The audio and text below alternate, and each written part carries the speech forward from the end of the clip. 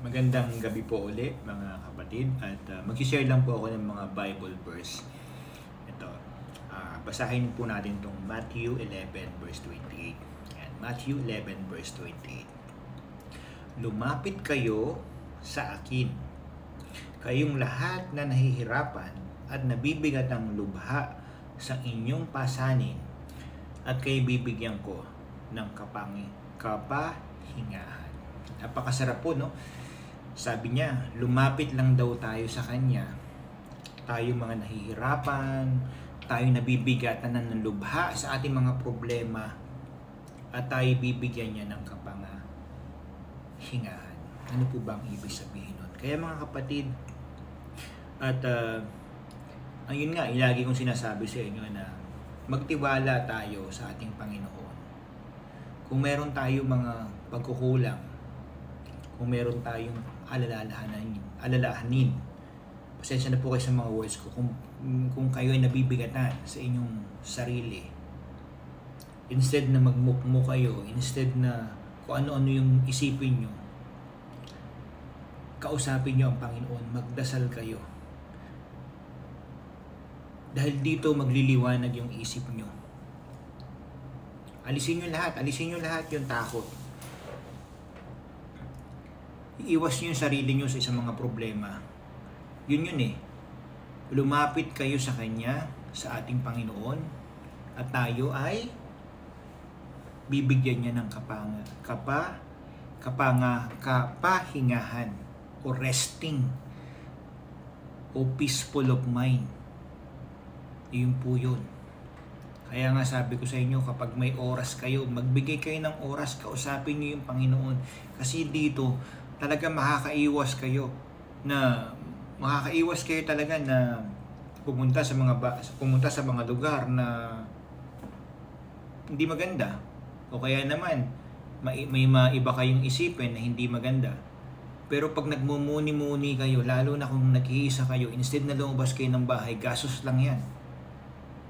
Magbigay tayo ng oras sa Panginoon. Napakasarap po, sabi ko sa inyo. Lalo na kung nag-iisa kayo sa buhay, lalo na kung kayo ay nasa malayo sa inyong pamilya. Instead na kung ano-ano yung gawin nyo, yung oras nyo, ibigay nyo sa Panginoon. After nun, magpahinga na kayo, matulog na kayo, mag-rest kayo, o kaya magpalamig kayo. Pero yung pag-iisip nyo sa mga problema na darating pa ay nakakapagpahina po sa atin. Alam ko naman bilang isang tao talagang kapag may mga problema tayong darating, talagang mahihirapan tayo. Pero sabi nga ng Panginoon, ibigay daw natin sa Kanya at ilapit natin sa Kanya. At doon, matutulungan niya tayo. By spiritual life natin, mag-changes yun. Yung isip natin liliwanag. Kaya mga kapatid, sabi nga sa Matthew 11 verse 28, lumapit kayo sa akin, kayong lahat na nahihirapan at nabibigatan lubha sa inyong pasanin, ay kayo'y bibigyan ko ng kapahingahan o resting time o rest of peace of mind. Yan. So kaya mga kapatid, subukan natin. Huwag kayong matakot. Magbigay kayo ng oras sa Panginoon. Kahit pa anong ingay dyan, pumunta kayo dun sa place na sa isang place na po pwede kayo makipag-usap sa Kanya. Instead na lumabas ka, makipag-inuman ka, kung ano-ano man yung gawin mo, yung oras na natitira mo bago ka matulog, ibigay mo sa Panginoon. At after no, magiging maayos pa yung samahan nyo ng pamilya mo. Dahil napaka-mahinahon mo na, sabi ko sa inyo, napakasarap po. Malaki po yun na itutulong nito sa akin sa pag-iisa ko dito. Na trabaho, pasok, trabaho, exercise, yun lang po ang nagagawa ko sa araw-araw at saka kain. Kaya minsan talaga mini-maintain ko rin po talaga yung pag-eehersisyo. Kaya kung makapansin nyo, ehersisyo, spiritual, trabaho. Dahil dito nakakatulong ako na maging maayos ang aking pangatawan, umiiwas ako sa mga bisyo. Ang buhay naman tayo gumagawa ng problema.